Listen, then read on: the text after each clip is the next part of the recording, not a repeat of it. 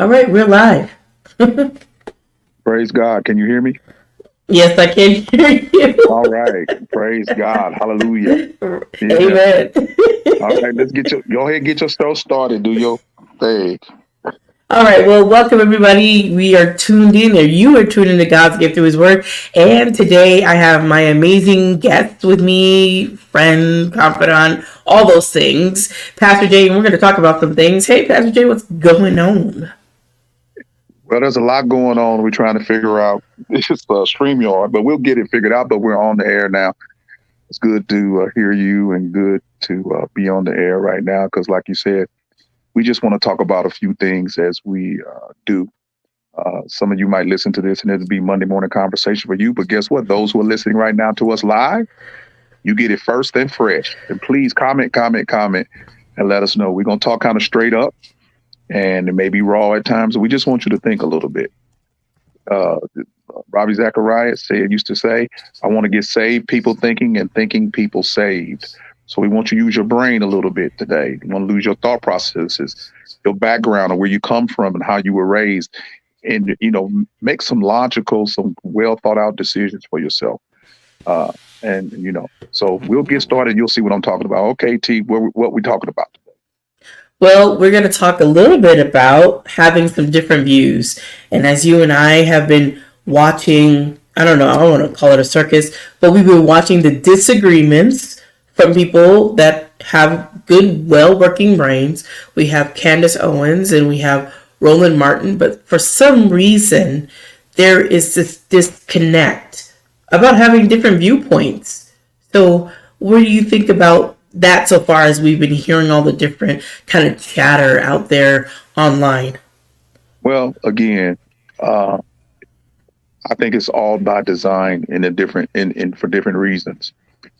We have to understand that where there's division, there's money to be made. And as long Mm. as there's division, there's opportunity for someone to advance their ideas or ideologies. And the friction invites people to come in, just everyday people to come in and choose sides. And what I'm trying to point out is we need to stop choosing sides and listen to both sides and eat the meat and spit out the bones. It's not Candace Owens against Roland Martin. These are both African American people. And when I heard him really giving her slanderous names, how is that different than an enemy, which we would call Caucasian people, slandering us in those ways? When we do it to ourselves, then how do we expect anybody else to respect who we are? And to me, when a man does that to a woman, just because she is who she is and she can articulate her viewpoint, I think that's wrong. But there's money in confusion. You have to remember a lot of these people that you think are your leaders, they've been propped up to keep the confusion going, and they get paid for this. Because if there was solidarity and unity and love and peace, they wouldn't have no job. The whole capitalistic system is set up for friction and adversarial relationships. You have the have and the have nots. You have the smart and the not so educated. You have all these different classifications that cause disunity, but there's money in that friction. There's money in it. But to see someone who is intelligent as Roland Martin, who's intelligent as Candace Owens, and more so for his end going at her, there's no need for that. There's no need to call her names. There's no need to belittle her. There's no need for that. It's no need for that. No matter how you feel, I just think a man's role, and maybe archaic in thinking, that is not what we do. How's that helping you? She's on the public scene, you on the public scene. And I agree with a lot of her thoughts, and I agree with a lot of your thoughts. But why do we have to pick sides? Why are you making the people pick sides? So if I'm for Roland Martin, I'm against Candace. If I'm for some things Candace say, what, I'm a handkerchief head Negro? Come on, now we got to stop this. Mm-hmm. We should be able to have the problem with our thought process. We are been hemmed in all into one section. And for right now, that's called the Democratic Party. We are hemmed into it. We are locked into it, and they can do what they want to do to us. And there's nothing that we can do about it because we don't vote. We vote out of our feelings and our loyalty and things that really don't make a difference. When you hear people say, I did better economically under the Trump situation, anybody that's in business will tell you they did. Anybody in business will tell you they did better under Trump. Now, Trump's social policies, you don't have to agree with, but his economic policies were good. His economic policy was good. And haven't you ever noticed that there's always crises around election time that one or the other party play into to get your vote? They play into that to get your vote. You guys, you don't remember because you don't know. Joe Biden and Trump, they're from the same era, and they're two rich guys. And it's like that Three Stooges short where the two rich guys argued about who can make the Three Stooges gentlemen, and they waged against each other. But at the end, they were still each other's friend because Three Stooges didn't change. But the wager was only $1. They didn't really lose anything. And I think that's what happens with us. We are pitted against each other and somebody else wins the coins, and we're no better off as a people because we don't leave room for thinkers of other than one track minds. And that's how we get bamboozled every time. That's how we get bamboozled every time. Some of these leaders are put there by our open enemy to keep us in control, to not let us think outside the box, to not consider other alternatives. And we have to start picking our leaders from the ground up and not from the top down. We really do, saints of God, and people in general, they are playing us, both parties. These are two rich dudes that's going to be rich no matter who wins. And it behooves the system for one party to win and the other party to lose. And they talk about it again. Liberal radio talks about it when the conservative gets in office, and then they start making money. And then when the liberal gets in office, now the conservative news stations talk about them, and that helps them too. The friction and division fuels the whole economic system in America. They don't want the disparity to end because there's money in those who telling you we need more tax dollars to handle the disparity, but the tax dollars are being used to create the disparity even the more. The gap is widening, but social programs are spending is out of control. Why? Because we've been taught, or some been taught, it's better to get money from the government. And Candace Owens is right. Government is not a business. They get their money from taxpayers. And if you think about it, if the taxpayers are not making any money and everybody's getting a handout, then who's going to pay?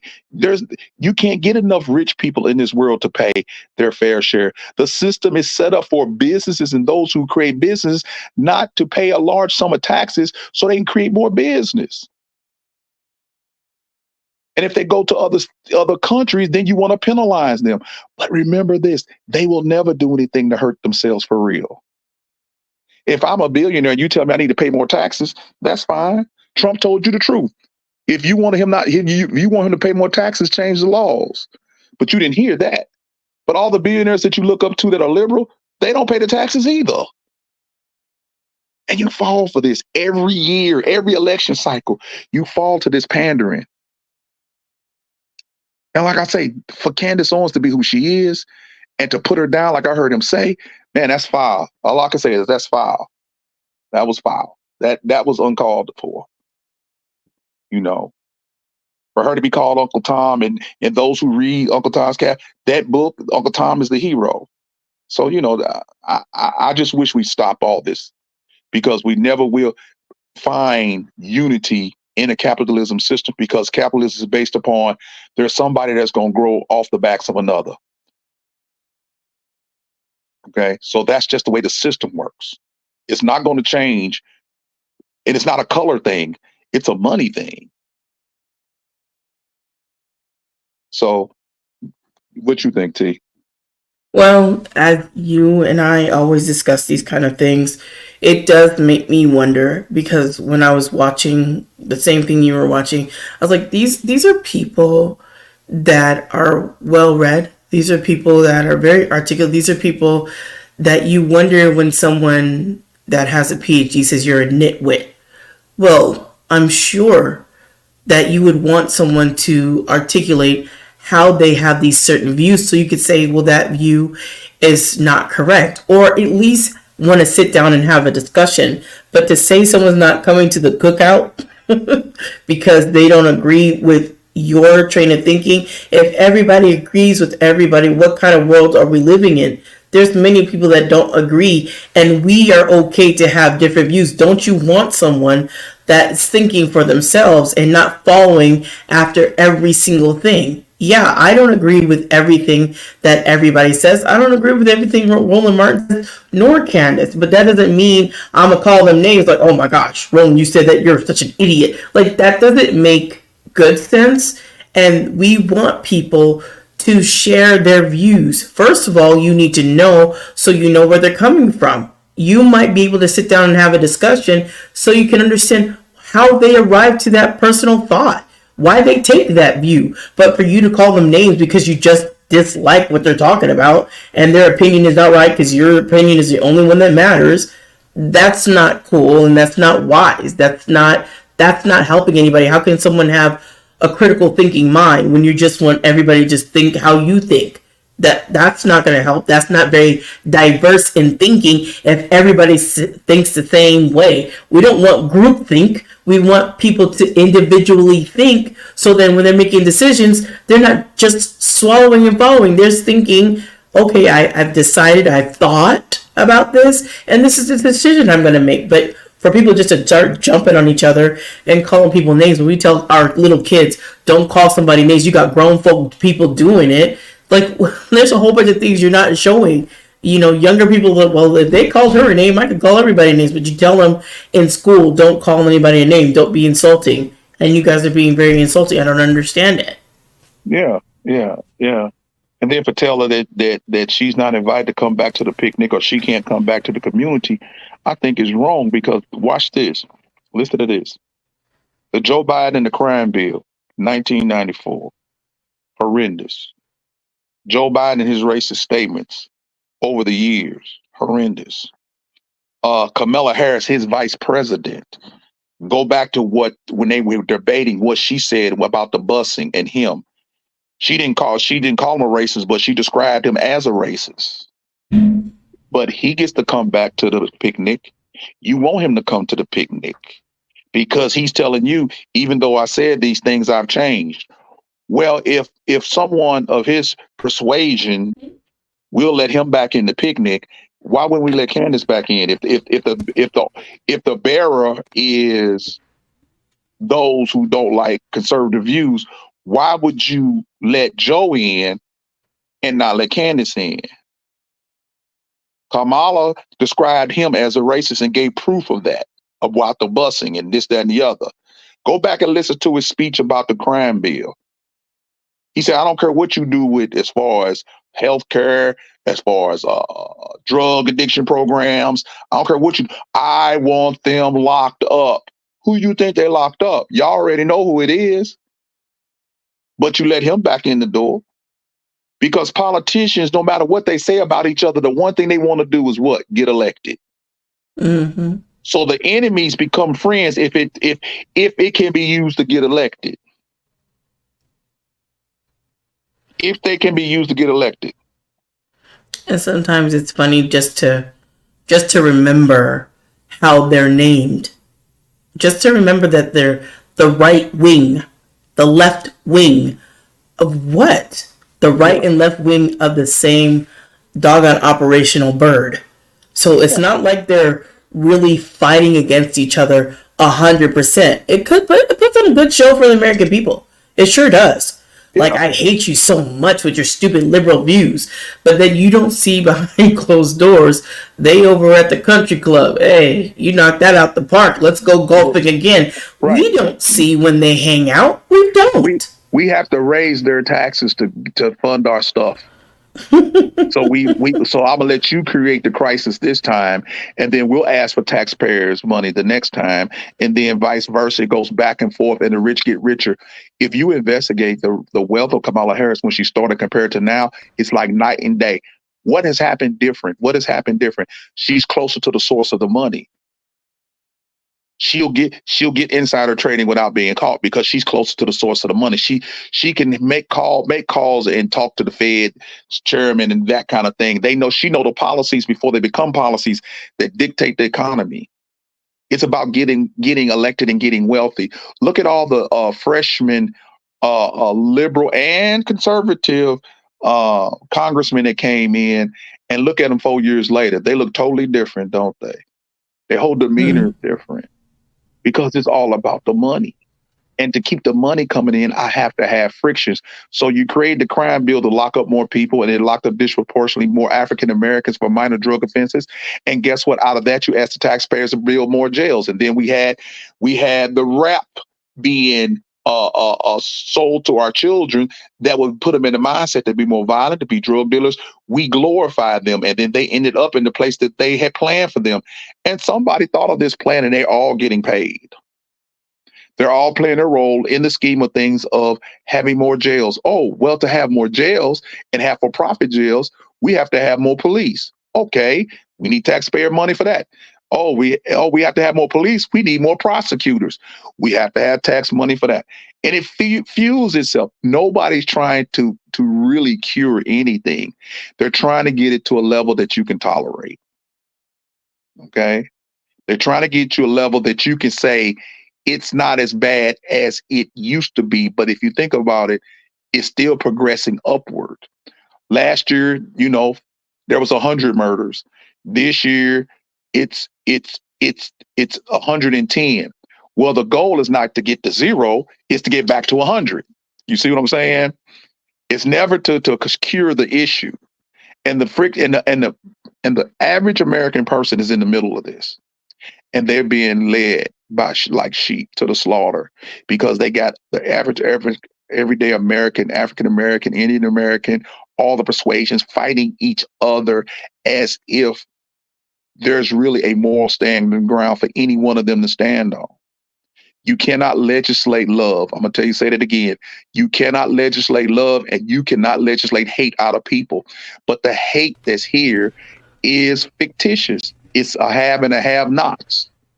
Mm-hmm. And you think it's a color based? That's the smoke. It's white against black, black against white, black against Asian, and the Hispanics. Okay, think about it. Was the policy to stay in Mexico good? Yes, it was. Now we're going to again. And you have everybody crossing that southern border, unless you live down there. But even the northern cities are being affected. Even the city I'm in is being affected by this. You see them standing on the side of the road, panhandling off of the highway entrances with children in their buggies. And you're wondering, how did they get there? Because there's nowhere to walk to get there. Well, somebody's dropping them off and picking them up. And all they do is stand there with a sign, and they come by to get the money, but they don't talk to you. Okay? This is setting things up because guess what? Just imagine if Donald Trump wins, there has to be some more money coming in to deport all these people up out of here. So guess what you're going to have to do? Hire more ICE agents. You're going to have to deputize more police officers now to round everybody up and ship them back to wherever you're going to ship them to. Wouldn't it be more beneficial to leave them in Mexico? Of course it is, but there's a plan. There's always a plan to be in your pocket. And they get you fighting them for the peanuts and the crumbs that the ones who do good and the ones who get patted on the head get rewarded for. And let me ask y'all the question. Has the ghetto African American ghetto, has it really changed? You throw a few houses in a neighborhood, you throw up a community center, you throw up midnight basketball, which has been done a gazillion times, and nothing changes because they don't want nothing to change. They don't want nothing to change. So either I'm going to be out here fighting so-called for the people, and then eventually, if I get a little clout, I can join the system.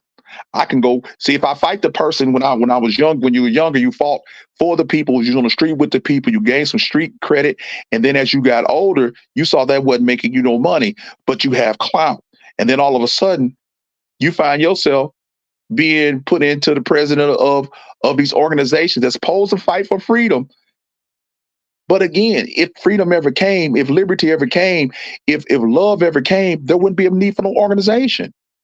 So do Mhm. they really want to stop it? No, because they get their funding from the government and from the people. So you're telling me that I want to provide social services to the point that we cure the drug addiction programs? We really want them to work like we believe they can work and stop all of this recidivism to go to jail? No, we don't want it to really work. There's too many people getting paid. There's too many organizations where if they lost that focus and lost that friction, they wouldn't have anything to do. People got to wake up, you know. And you say, well, what's the answer? The answer is for the people to wake up and start really pushing them for results. That's what we need to do on every front. We need to push them for real, solid stuff we can touch, feel, smell, and hear results. We need to see it changing. We don't need to put a $1 million building in a depressed neighborhood and say it's some kind of center for this or center for that, and then 10 years from now there's weeds growing up in it because the incentive money is ran out to keep it open. And now you got this big building in the middle of the depressed neighborhoods, and it used to be this, and it used to be that, and it used to be this, and now there's nothing there. And anybody living in the urban area or even a suburban area, when you've seen it happen, you've seen the tax money spent on these strip malls and these big, huge malls, and now they don't even last 10 years, and they're desolate places. And this was done with your money, the TIF money, bringing in these businesses, and they bring them in for a little while. As soon as the money run out, they leave.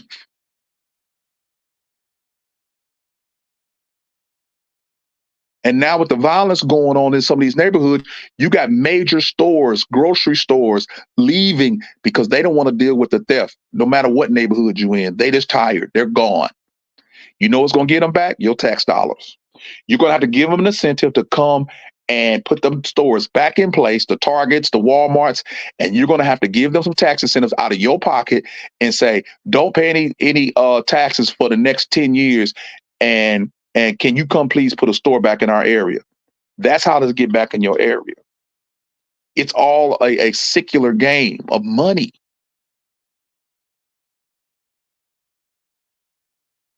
And it's just sad. What you think, T? Yeah, I think sometimes it can get frustrating seeing the same stuff and then not knowing that sometimes there are people of melanin descent don't pay attention to those things and they just go along. Now, I'm not saying that's everyone, but there's certain people that you can say, hey, do you know such and such is bad from this time in Congress? Like, that was so long ago. I don't care about that. Oh, well, as long as the other person's not there. But you don't even have a reason why. You just Yeah. dislike the person, not based on policy, not based on merit, just cause. I'm like, well, And what you just said, that's not a good reason. you want to dismiss one person and say it's long ago, but you staying on to what hampers you to say that's the reason why you feel the way you do. And wasn't that long ago too? You see that picking and choosing like that. Like, okay, that was back then. That's what they saying to you. When you bring up stuff they don't want you to hear, that was back then. And if you say Like, let it go. if you telling them one to let it go, you got to tell everybody let it go. Can't you see that you being played, people? And I'm talking about black and white people. Y'all get played. Poor is poor. Okay? Yes, there's a lot of rich African Americans, but there's not many wealthy. You see, you can't tell me with all the billionaires and millionaires that we got, we can't do something as a collective. But they don't want, see, this is the thing. They don't want to. You have your entertainers being your philosophers. You have your entertainers, the people that entertain you, telling you how to live. You're not even using your intellects at all. You want to get your philosophy for life and your jokes from the same person. They call him a court jester back in the day.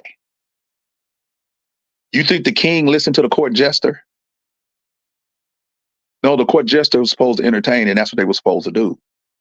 But we have raised our court jesters to the level of our thinkers and our philosophers, and we are getting life lessons from them. And I'm not saying that you can't get anything from them, but we're not giving our academics a chance because they're debating against the jokey guy. So all the jokey guy got to do is say the joke in the middle while the academic is trying to explain something. Everybody laughs and thinks it's funny and gives credence to the joke and not to what the academic is trying to say. I'm saying we have room at the table for everybody, and we need to stop pitting this thing against each other because it's a smoke screen. It confuses people. You tell people to get education one minute, then you tell people about educated fools the next.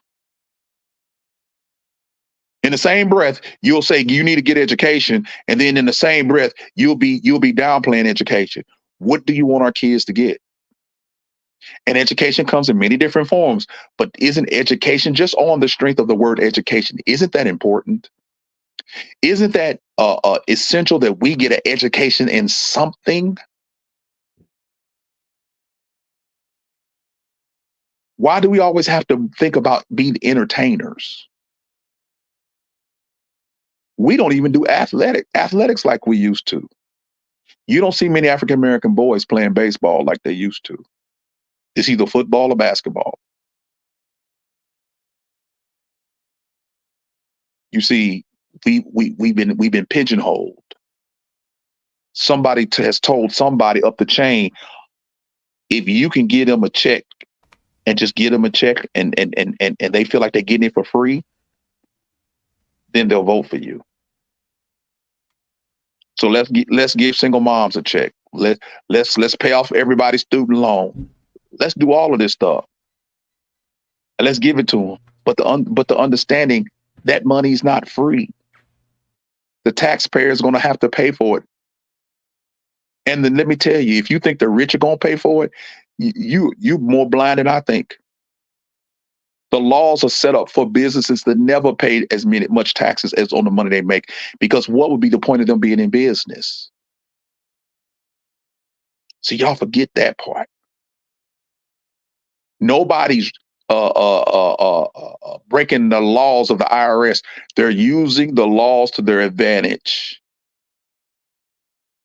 That's on the books. Some of them stretch them, some of them don't. But trust me, compared to the amount of wealth that they're acquiring right now by keeping everybody at odds, and look at, we're on the verge of all these world wars. There's money in conflict.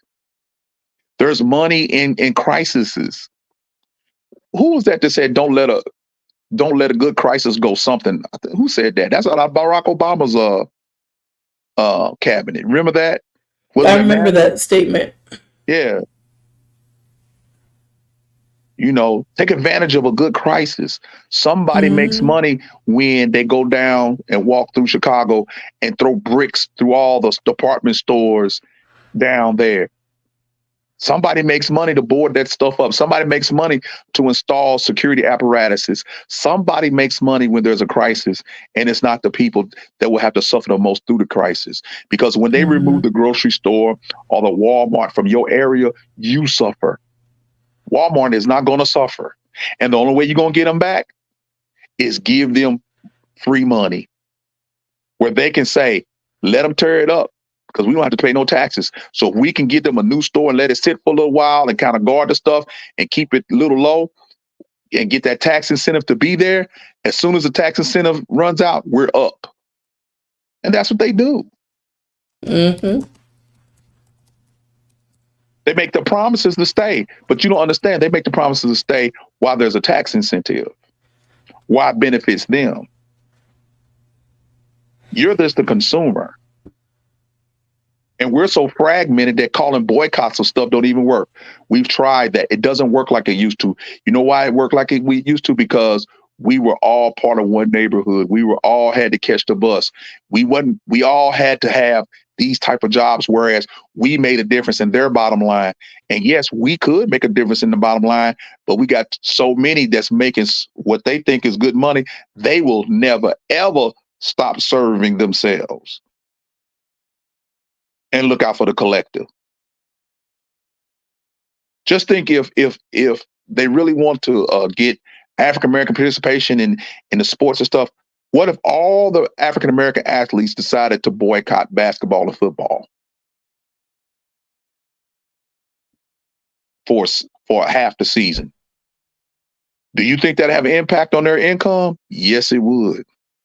Do you think they would come to the table and really talk about the disparity in our neighborhoods and stuff and want to help? Yes, they would. But they already know we're so fragmented, we're so disenfranchised with each other, and it is almost like we hate each other so much that they know we're not going to come together. They know we're not going to band together. Because if we can pick one or two to come out and pay them to keep a lid on the other ones, we'll do that. So they know, let's find the one that has influence and pay them to keep the lid on everything else. The conflict causes cash. There's no money in unity. There's no money in love. There's no money in figuring out how to solve your problems. Somebody asked a question to me, T, that I thought was very profound. An old man, friend of mine, said back in the day when he was picking cotton back in the day and going through what he had to go through down in the South, he said, we didn't have no therapists. We didn't have no life coach, but we knew how to survive and we knew how to make it. And as those who had come from that era, when they got a chance to get education, they took full advantage of it. And they got out and they made something of themselves. You know, read about the Thurgood Marshalls and all of these people, you know, that understood what it was education could do. But we're so far removed from that. Everybody needs a therapist. Everybody needs a life coach. Everybody needs to be told how to live with common sense, which is uncommon today. Common sense. You mean need to be told that you need to come out of the rain? Everybody's caught up into their nuanced nooks, and they're still not satisfied. We're at a point where we don't even know what a man and a woman is. We can't even define them. And you're scared to define them because you're going to be counseled if you don't define it as culture. Don't you realize that every culture that's been on top has failed because they lost their morality, they lost their footing, they lost it. And if God destroys Sodom and Gomorrah, the Roman Empire, the Assyrians, the Babylonians, America's going to have its downfall.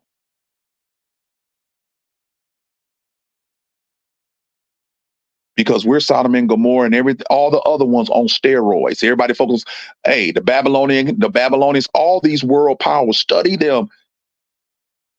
They became full of themselves, and America's that way too. The British Empire, the same way. It used to be that if you study history, the sun never set on the Union Jack, meaning that wherever the sun was rising, they had a colony. That little bitty British island had a colony all over the world. And they don't have one now. It's not like that now. They're not on top like they used to be. Right. Why? Because of immorality. Why? Because everybody does what is right in his own eye. Why? Because the goalposts and the standards keep moving from generation to generation. What's culturally accepted now wasn't culturally accepted then. But when you have a standard that doesn't move, it doesn't make a difference what culture does.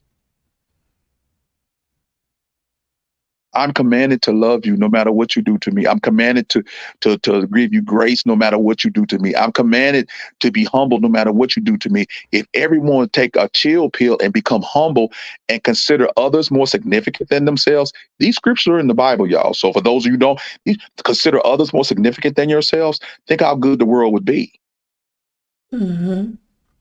Think how beautiful it would be if you could actually consider giving your enemy a cup of water and sacrificing your ego to serve somebody else. That your point for becoming wealthy and rich is so that you can serve even the more, so you can give even the more, so you can help even the more. The one thing about it, LDE, life, death, and eternity, you leaving up out of here. Listen to some of the statements that Steve Jobs made as he began to decline and lose his life. You know, his riches was not even important. He made some good quotes because his mortality was facing him. The problem is we have become such a society in America where we're only concerned about today. We're only concerned about today and maybe tomorrow, the fleshly things, the shiny things, the things that we can show off that will not go with us and will be given to somebody else once we leave. And not necessarily our children will be able to hang on to what we have obtained. What we value, our kids may not value. That nice car that you kept clean and you shined every Sunday and every Friday and you didn't let no rain fall on it, you pass on, your kids get it, and now it's heading to the junkyard. But you loved it. We need to be thinking about legacy of character and not keep falling for the okie doke that these politicians trying to give us. I don't care what side you vote. I don't really care. My thing is this. Neither side is good. They're both evil. They are both tricking the average person out of their morality, out of their love, out of their reasonable thinking. They want you to say either you all for me or you're not for me.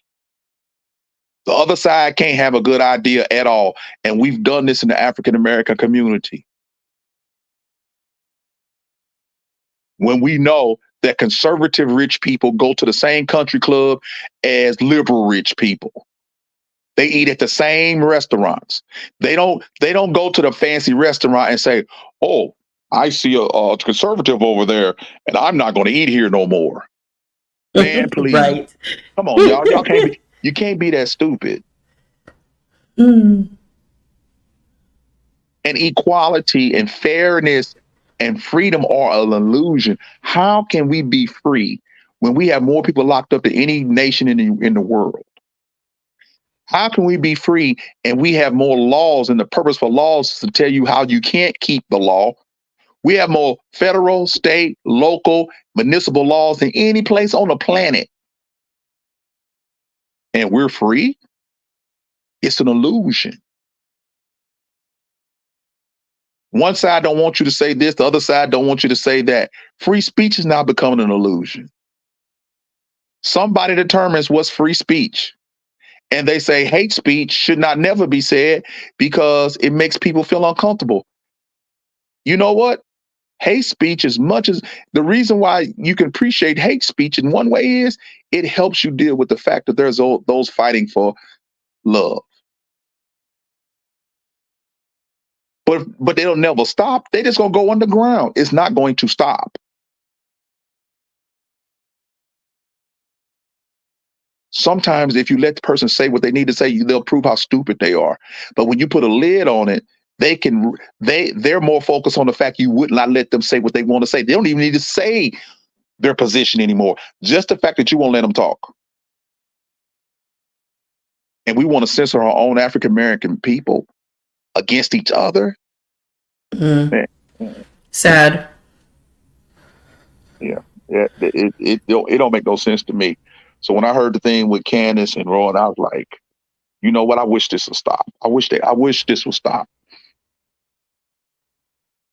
Like I say, I just didn't like him insulting her like that.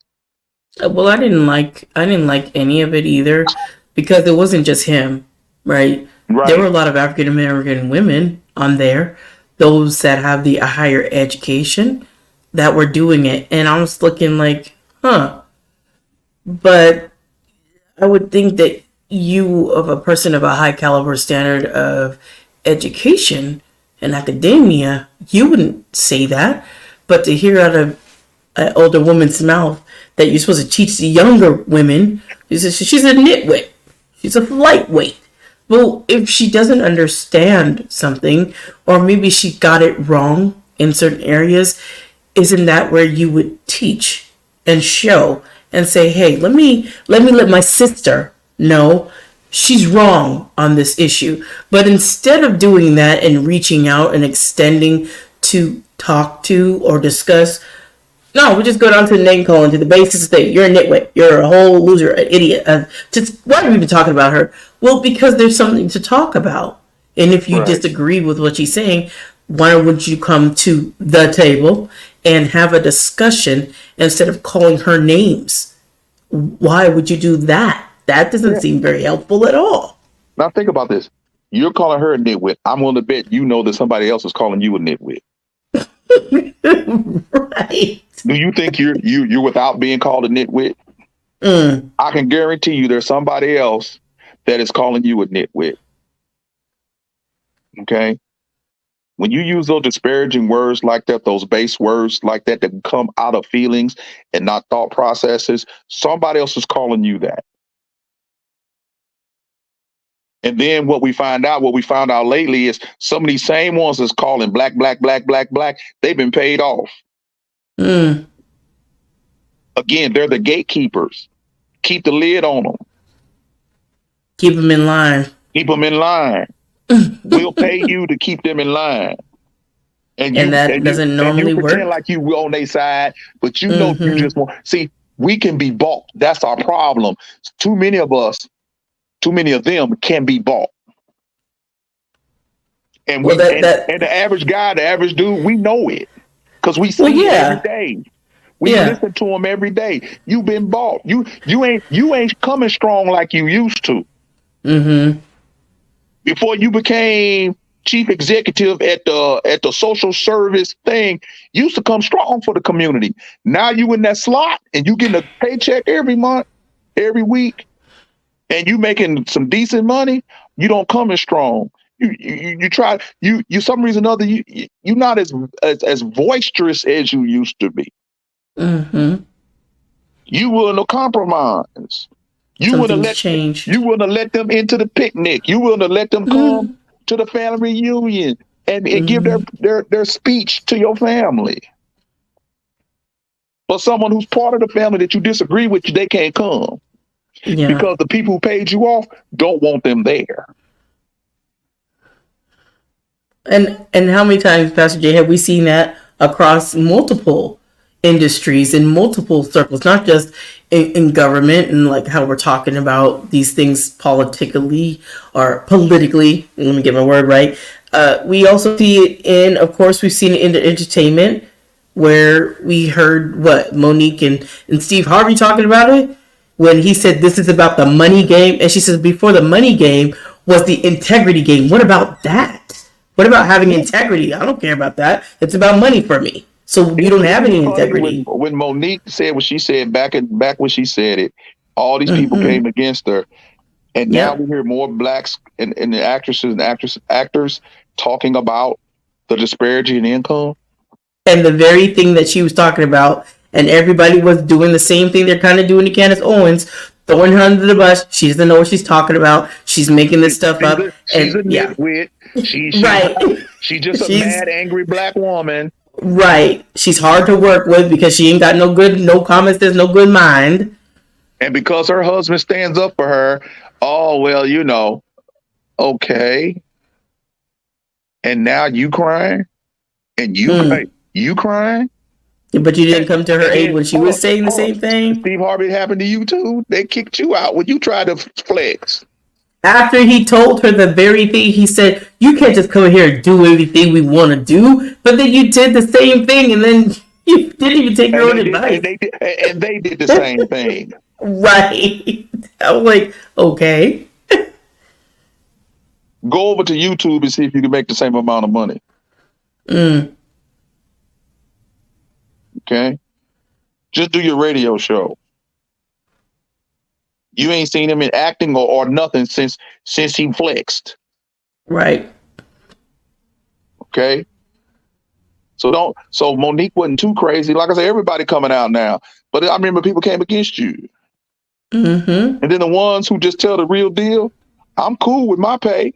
Yeah, there's always gonna be some cool with their pay. And the ones who saying that, I'm not saying they're not cool. They're just playing the game. It's a game. It's a system. You're not going to change the system unless the system is impacted by money. Mm-hmm. The system is immoral. The system is mammon. And And you're we not know going who to runs that change the system. Yeah, you're not going to hurt the system if the system doesn't Mm-hmm. play by the same rules you do. Yep. If you're going to play the fool, don't be a fool. Don't act like you. It's many times that I've been in situations where it's like, you go in all green and you like, I'm going to make it better. I'm going to do better. I'm going to do better. And you find the system is so intricate, so many different moving parts that if you want to stay in the system, you're going to have to get with the program or get out of the way. Mm-hmm.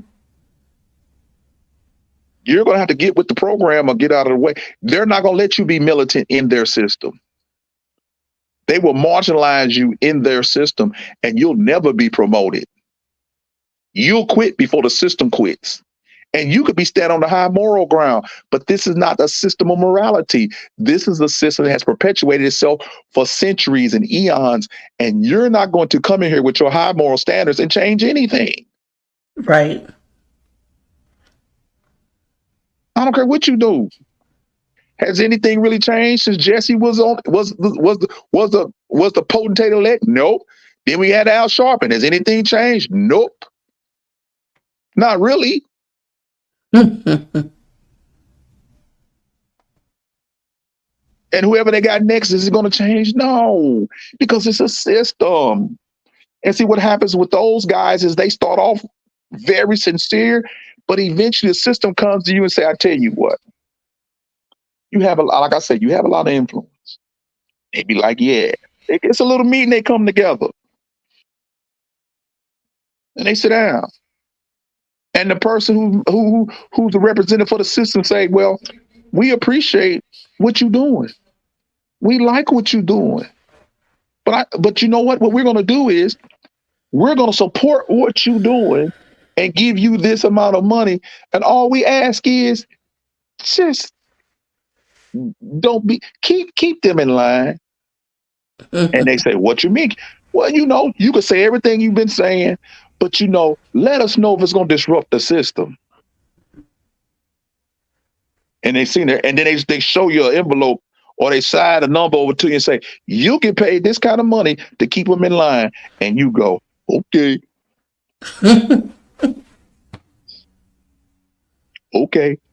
And then you go thinking you can go back and do what you used to do. You've been bought.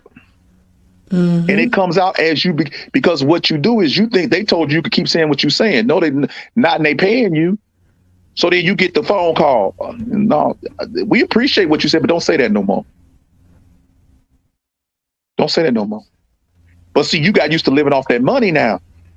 So now what you going to do? Stand up for your morals and your rights and say, I'd rather go back to being poor and struggling with the people? Or you going to say, well, okay. Your kids in private school, you driving nicer cars now. You wearing custom made suits. You can travel all over the world now. You got your teeth fixed on. You got your new haircut. You look totally different than when you did when you was with the people. Mm-hmm.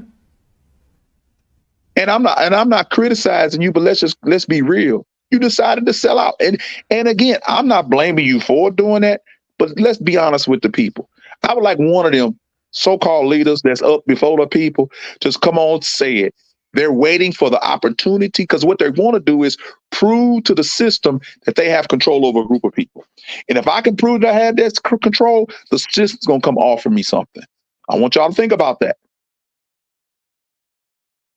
The system is going to say, hey, come here, let me talk to you.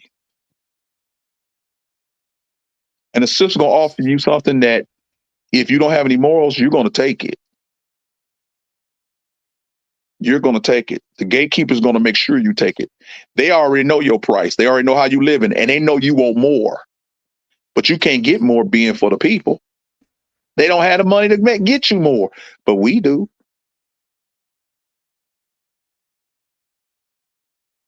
Think about it, T. If every African American walked off their job for 24 hours, no matter what position they held, or any any race, any cultural, any race, just walked off their job for 24 hours. What you think will happen? They're gonna try to find a person that can talk to them. Mm-hmm. Because we need them back. We need them back to work. Where'd they go? Yeah. Yeah. We need them back. Every inner city, every suburban city, all the cities who have African Americans that buy hair care products, and it's kind of interesting, and I'm sure other communities are going through this. Whereas the chicken, the rice, our food, it's not made by us. It's made by other nationalities. The Arabs, the Pakistanis, the Indians, the Orientals. In the city I live in, 2 miles of it. And if you're in St. Louis, you know what I'm talking about. In U City, you started Midland all the way down to 170. 2 miles of majority black neighborhood, but most of the businesses are Oriental. All the hair care places, there's not an African American hair care place. We may have one barbershop and one beauty shop, but the rest of the 6 or 7 shops are all owned by somebody else. Even the ice cream, the Baskin Robbins ice cream is owned by somebody else. And the poor 7-Eleven that we used to have, when it's minority or when it's Oriental owned or Asian owned or Indian owned, it does well. It was turned over to an African American lady. It's closed in 6 months. Mm. It's a kind of joke running that they cook fried chicken better than we do. Now that's when you know you've been appropriated. When the number one fried chicken is the chop suey place, that's when you know. That's when you know. But again, that friction is always there. Yeah, and it doesn't. Yeah, go ahead. Go ahead, Pastor Jay. Go ahead. I said it doesn't help anyone. The friction, it never helps. It always, like you were saying, it keeps people down. It keeps people in bondage. It keeps people beholden to, of course, the system or others. And how is that to live? And all the time that I've been watching all this stuff, I've never liked how the system does what it does, because we have people that are actually puppets of the system. They're puppets of the system. The system's going to dominate them eventually too, where they think, well, I've done my part. I got this money and I think I can change things over because I know the system, and the system slams them because they can't get over the system. But to be unified is way better, but nobody wants to come together. Everybody has their nuances, and that keeps us divided, that keeps that division, and we are better together than separate, but nobody wants to come together for all the nuances of this person not liking that person for whatever reason. There's like a plethora, but it never makes sense. But sometime we should come together. Now I say should, does that mean it's going to happen? Not necessarily at all. Because that's utopia. Exactly, that's the utopian idea. We would all have to agree that we're going to focus, no matter what our differences, on this one cause. Mm-hmm. And now you got to ask is, now watch this. We agree that we should focus on the one cause, but the next thing that I see, whose name going to be on the marquee? Exactly. Who's going to be in charge? Who's going to be in charge? See, they know us. They do. What church is going to be on the marquee? How many members you got? It's kind of funny when we do stuff with our church, Walking True Christian Fellowship Church. When we come alongside another church, those who deal with me know not to even ask me, because I don't care. Let's just put Jesus on the marquee. Exactly. The one we all supposed to be serving, let's just put him on the marquee. But no, that's not good enough. We want our church. Okay, go ahead. If that makes you feel better. About the ministry, it ain't about the marquee. Right, exactly. It ain't about whose name up in lights. Mm-hmm. That we all come together for the common cause. But see, they know that even in the religious realm, that thing of systematic division is there because egos are in place and hierarchies are in place, and you need to know Bishop so-and-so from across town. and they put on their pants one leg at a time, just like you do.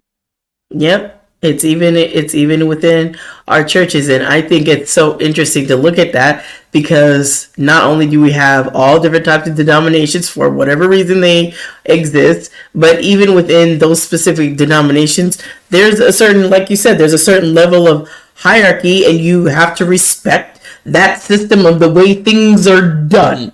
Yeah. And if you don't respect the way they are done, then God's mad at you and he's gonna punish you. Right, and now you're under a I don't even want curse. to go down that road. I don't even want to deal with that today. But yeah, people are in bondage. They're in bondage to the secular system and the culture. They're bondage in church. So where's the freedom going to ever come? Exactly. When is the freedom going to ever come? When Yeah. you be able to see it and break away from it and say, I'm not participating in it. As Yeah, little where's as the possible. liberty? Yeah. I'm in this world and I'm not of this world. Mm-hmm. And you're gonna have to live a life, but you're gonna have to walk away from some things because it goes against your moral character. Now, I'm not telling you to let your family starve for no moral character. That's dumb. That don't make no good See, sense that's what I'm now. saying. Come Like I said, on. we take things to the extreme. We don't know how to It's talk. true, yeah. We don't know how to talk in the middle of common sense. Yeah. You know, it's like if somebody don't agree with us, we're gonna gaslight them with an extreme thing out of their mouth. Mm-hmm. Okay, we're going to say the extreme thing. We're going to justify our anger by saying, well, you mean this. I didn't remember this conversation. I didn't say that. Yes, I remember the conversation. Okay, we're not going to go there. I didn't say that. You mean I'm going to not be able to? I didn't say nothing about that. You asked me, and I told you why. And because why didn't fit within your framework, you got to run to something I ain't even talking about. See, and I can understand me, right? I'll just put me. I don't know about anybody else, but there's a level of a little bit of emotion that doesn't need to be in a conversation. That's just matter of fact. This is what it is. Yeah, exactly. You ask the question, the person gives an honest answer, not you and your feelings. Right. That doesn't need to be there. They're counting on you always being emotionally tied to answers. And in your feelings all the time. And if you're always in your feelings, you're going to always be divided from the next person because the next person doesn't feel like you feel. But if we all start thinking a little bit, we can deal with some facts. And even if we disagree, it's not to the point where we call each other names. Right, because it's not necessary. It's not necessary. Right. You know what? The law of non-contradiction says on a subject matter, we both can't be right if we're oppositely opposed. But we can't do one could be wrong, one could be right, or we both can be wrong. And see, that's the part that people, if you're a thinking person, you know the law of non-contradiction, you will understand. Maybe you and I have a point of view about a certain subject, and guess what? We could both be wrong. Mm-hmm. A third person come in and give us enlightenment, but we don't leave no room for that because we're in our emotions. We are in our emotions. We don't leave any room for that kind of dialogue because we're in our emotions. People wake up, brothers and sisters wake up. Why is the number one sector for African Americans in YouTube is the beef sector, BEEF sector? You actually spend most of your time on YouTube and on Facebook looking at people argue about nonsensical stuff.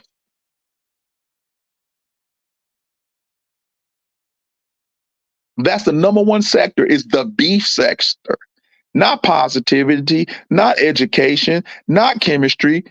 You know, the Chinese say, we love y'all to have TikTok because y'all do foolish stuff all day. But TikTok in the country that it comes from, we don't let our children watch it like that. All they see is math and science and stuff that is uplifting and educational. We don't let them see y'all's foolishness. There's something to that. You know what I'm saying? Mm-hmm. There's something to that. The country that it comes from doesn't let them see the American foolishness. But they yeah. And y'all don't want to ban TikTok because your whole social dealing with people is through your keyboard. You work your thumbs more than you work your brain. You work your thumbs more than you work your conversational skills. People are losing the ability to have a conversation with each other. and reason with each other, everybody's arguing with each other. Mm-hmm. Because everybody's in their feelings and everybody thinks they're right because they feel that way. Let me tell you something, come a little closer. Just because you feel that way don't mean it's right. And you don't need my validation at all, because I sure don't need yours. Be who you are and validate yourself. Quit looking for validation outside of yourself. Because guess what? There's always going to be somebody who thinks you're crap, no matter how good you are. And you can't let those people who think you crap and then that you think you're not worthy to rule your life. You know, it's sad to see friction. Teenagers committing suicide because they're getting online, and these online bullies and gangsters are getting into their head with all this craziness and putting them down. And next thing you know, a mother or father has to walk into a room with a child who's hanging because of online communications with somebody they don't even know. So now we got to create a thing for that. Yeah. You know what I'm saying? Everything is create something that costs the American taxpayers some more money. Do they really want the suicide rate to go down so we can get rid of all these gurus and life coaches, psychiatrists that you're paying for? Of course they don't. They want you to be as manic, depressed, and as schizophrenic as you can possibly be. They're not trying to set you free. They want you to come back every week, think about it, and rehash what's disturbing you when you was 12 every week. And you pay to tell that story every week. And then they ask you how your week going. And then how somehow or another, if you say something went bad in your week, then they can relate it way back to what you first came in and said. You're looping it every week and you don't even know it. And they're skillful at doing it. Mm-hmm. They're skillful at you never being free. But and I think you talked about that too. And I had one of those sessions today that was trying to take it back. And I said, no, all that stuff, I don't want to continue to go through that. I'm so glad I'm going to be done with it. But all these things that are supposed to help you and they continue to push the old narrative that you're trying to get over it, and they're trying to steadily keep bringing it up so that you have to go through the same emotional turmoil as when you were first in that incident. It drudges up all of that. Then the person has these nightmares or the anxiety or the depression. Why? Because you're having to rehash the very incident or the very situation that you're trying to get over. But if they keep having you do it, you're not going to get over it, because that same emotional hurt, pain, whatever that was that you went through, they're bringing back up. So of course you're not going to get over it, because you're not closing that wound. You're not getting time to heal from that thing because you keep opening it up. And it's just festering over and over again. You keep opening it up. It's kind of gross. Just let it heal so you can naturally, emotionally get rid of it. It's not going to always go all the way away. But if you just let it go and heal from it properly, then you won't have to rehash it. And you won't even have to deal with it like that and allow someone to keep really emotionally messing with you with it. Right. And what if it drives you into, what about this? Letting the things that negative that happen to your life drive you to run you towards the positive. You have to remember, everything is stimulus. It's equal, good or bad. That's what your decision. That's your choice. You have your choice to decide whether this thing happened to me is going to be a thing that propels me or hold me back. That's your choice. And what I see from our ancestors, what they use the negative to propel them forward into the positive. Yes, the negative is still there. I remember when my grandmother was a domestic. Okay, so that story, that movie, my grandmother was that. But guess what she wanted? My mother told me she used to have to wash sheets and stuff, and that's when you had to hang them outside, and the wind blow them down. You had to start all over again. Or if a storm come, you got to start all over again. And my mother say in the summertime she would go help her mom do that. And what my mom swore is she was gonna get an education so she wouldn't have to do that and she could help her mom. Guess what my mom did? Take that negative experience and handled her business. Mm-hmm. See, that's the power that you have. You can take that thing that was horrible in your life and let's say you had a horrible father or a horrible mother. You could take that thing and you say, I'm not going to do that. Right. I'm going to be Exactly. I'm going to do the opposite of what my parents did so I can be a better parent. You don't have to be the same. And see, that's what they trick you with. You're going to end up being the same. You don't have to be. We have too many stories of children and men and women coming out of their situations and doing great things from horrible situations. You know why? Because at some point they decided they're going to make a move. And they're going to be different. And they're going to be different. Mm-hmm. But a lot of times you're a coach to say, what you went through, you just need to keep working through. So the cookie that you didn't get that fell off the table that your sister picked up and ate, you still talking about you hate your sister because of that, and y'all 70 years old. Let it go. I know some people that's carrying stuff that they can't even remember why.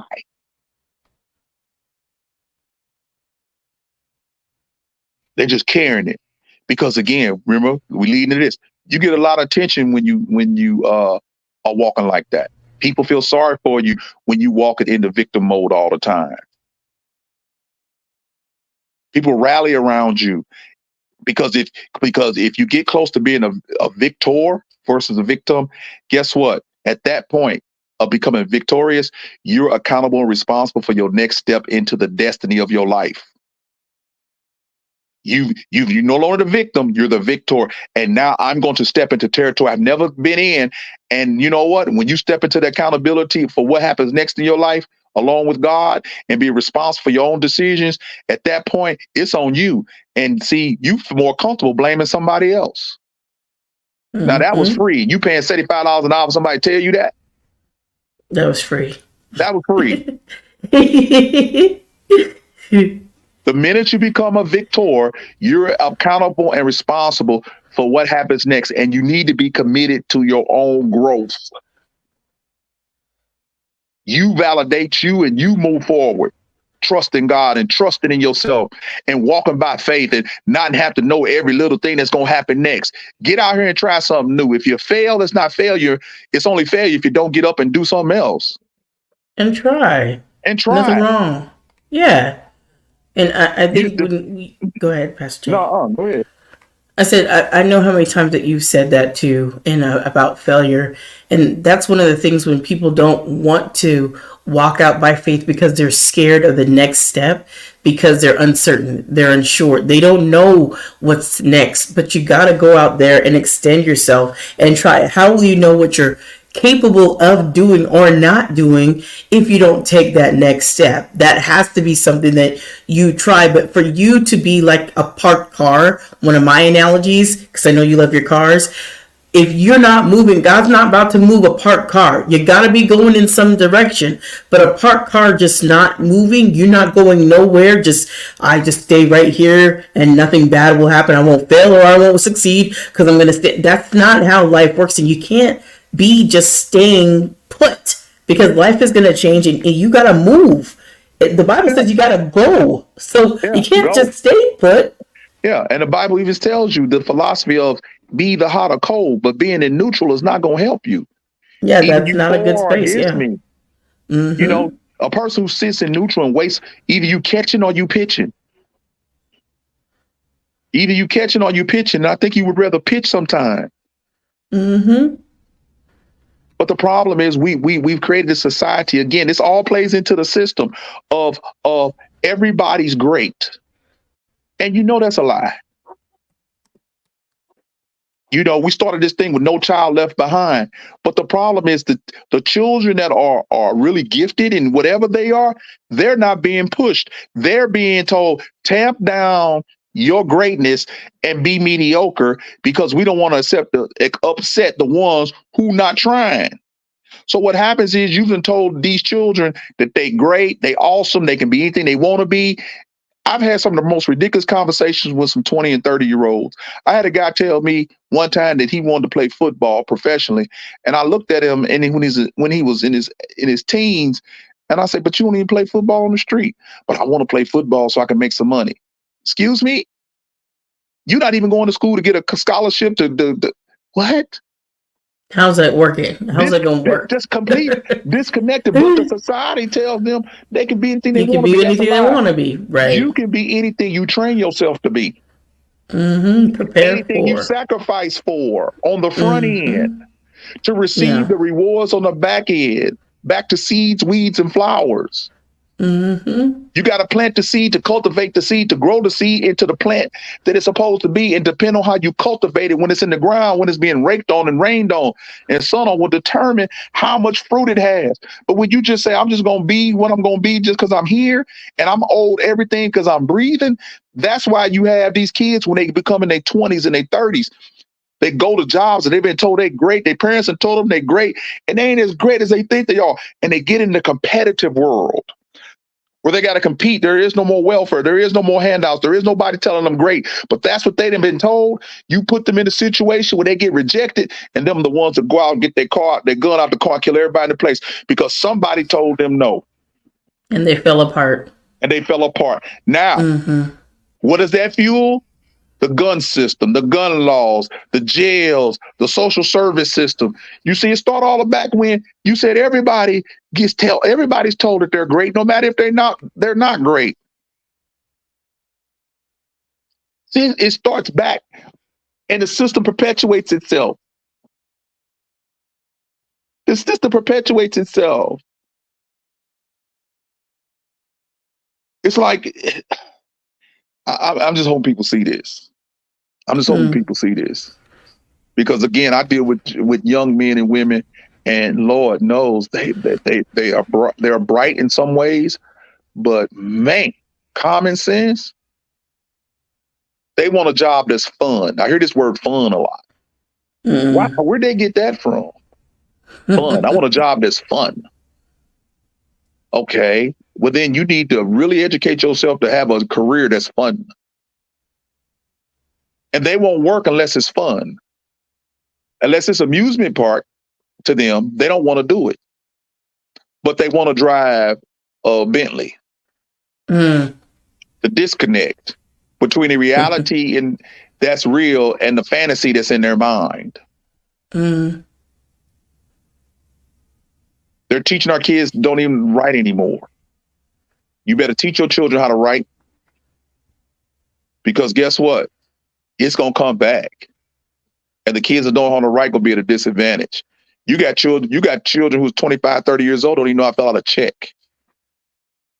It has to, whatever they do, even transferring money has to be on their phone. If it's not on their phone, they don't know what to do. They don't know how to do it. They don't know how to make change. You see how the system perpetuates dummies? So they can get locked up. So eventually the society that's progressing can say, you're not fit for society, and the society has helped make you this way. Why? Because we're all at odds with each other. Black against white, rich against poor, Asian against Hispanic, Hispanic against black, Hispanic against white. I mean, it's just crazy. And there's only one race, the human race. An evil man has created all of these divisions. Evil men have done this to us. So, like I said, it was an eye-opener with my brother and my sister and the other ones, that when I start really listening to the visceral hate that they have towards Miss Owens. And again, I don't agree with everything she says, but does she deserve that kind of smoke?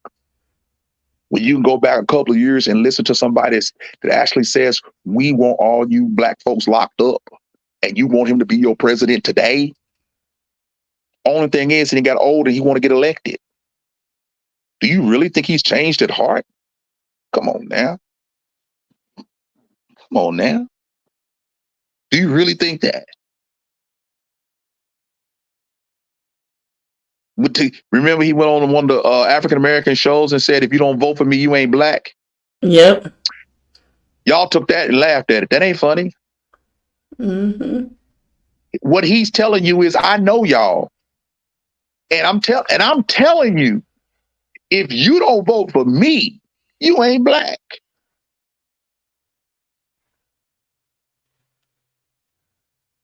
And y'all giggled that away. And the fact that you giggled it away, he didn't have to deal with that. Yeah, there was a few little rumblings of outrage, but it didn't stop you because you did vote for him. And because you vote for him, guess what? You're black. Mm-mm. Your blackness has Mm-mm. been defined by voting for Joe Biden.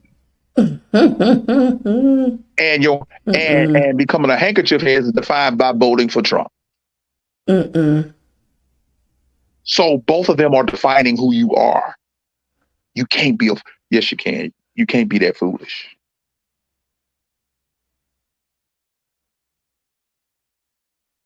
You give one a pass and let the other one go because you believe the one that you give the pass to is serving your interest. See, you playing into the system. The system got you. President Trump said something crazy, talking about he can do what he want to do and stand in the middle of Pennsylvania Avenue and kill somebody. To me, that's just as crazy as saying if you ain't black, if you don't vote for me, you ain't black. Both of them tried you. And both those statements were totally, utterly ridiculous, and neither one of them clowns deserve our vote. But that's what we stuck with. God gives you what you need. In America, you just don't know what's really going on. Spiritually, you should know what's going on. Revival, man. This is the great falling away. What are you talking about? God is not going to lead this world without a witness, and there's a few of us witnesses out here, and we scream at the top of our lungs. You But can't nobody's serve. listening. Yeah, nobody's listening. Everybody want to listen to the ones, the America's pastor. Think about this. There's nowhere in the Bible where it told somebody that was a man or woman of God that they were that country's pastor or prophet. You work for God, not America. See, just the fact they get to label you that lets me know you're not God's person. You are the culture's pastor. You are the culture's clergy. You are the culture. Jesus was as anti-culture as anything. He set the culture on fire.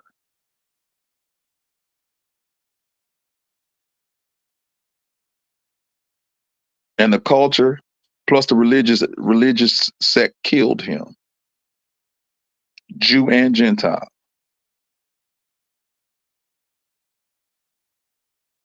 So then what they did was form a whole religion based on culture. Roman Catholic. Now think about this. And it was based upon Peter. I asked somebody this question. If Peter was the first pope, the last time I checked, Peter was a fisherman, right? Mm-hmm. And he was a fisherman from Galilee, right? Mm-hmm. And when did Peter get accepted as a Roman? Peter did not have Roman citizenship.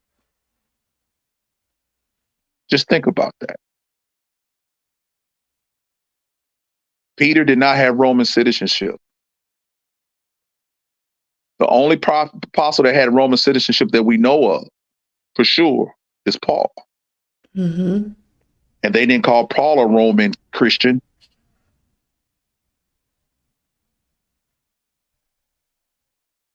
See, I wish my people would wake up and read their book. Because we've been put in a system that's taking advantage of us all the way around. Healthcare system, financial system, all of this. And as long as you think you can legislate people into liking and loving each other, that's not going to happen. You can't legislate the hate out of them, and you can't legislate to love them. It has to be an inside-out change. You can't have external laws that prick the conscience. All the external laws that we have prove that we don't have the ability to govern ourselves accordingly. Why do you need a stop sign at a four-way stop when you know cars are coming from all directions? Because guess what? No one wants to stop because where they're going is important. Why do you need "Don't walk on my grass" sign? And I did experiment one time. I put a "No walking on my grass" sign out there, and guess what? They start walking on the grass. I removed the sign. They stopped. Even the dogs pooped more when I had the sign. It's like, man, can dogs read the sign? I'm just being silly. But yeah, just pay attention. So yeah, I guess we done with our rant. We just want people. Are we done with our rant? I guess. We'll get this StreamYard thing worked out with the intros and everything. So yeah, we will. Monday morning conversation held on Friday. Right, Monday, Friday conversation. Right. So all right. So anything else you want to discuss, T? Yeah, but we can do it at another juncture. We just tore this conversation up.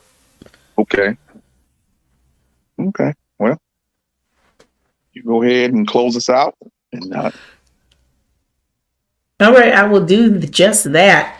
All right, everyone. Thank you for tuning in to Pastor Jay and myself, T. Drake, listening to our Monday morning conversations and Friday conversations. I always want to encourage you guys to just tune into what he's doing in the Walk of Truth Radio Network. He's got great stuff over there. So I hope that you guys will tune in. And of course, my podcast is God's gift through his word, as you can clearly know. And I want you to remember to be blessed, motivated, and always inspired to do what the Lord lays on your heart. And Pastor Jay says, and take it away. I always want you to be encouraged, blessed, and at peace. And always remember to walk in truth. And please go over and check out the Walk in Truth Radio Network YouTube page. And check out our shorts and our Bible studies and everything that we do over there. And again, we just appreciate you coming and listening to us. I'm sorry, we're not going to have no beef. We're not going to do it. I ain't going to be talking. We're going to be talking about our stuff. We're going to talk about things that we believe is important for everybody. So yeah, thank you guys for listening, and hopefully you share it with somebody, and we'll let you know when we're coming on again. Absolutely, we will. So you guys take care and have a blessed day. Bye now. See you later. Peace.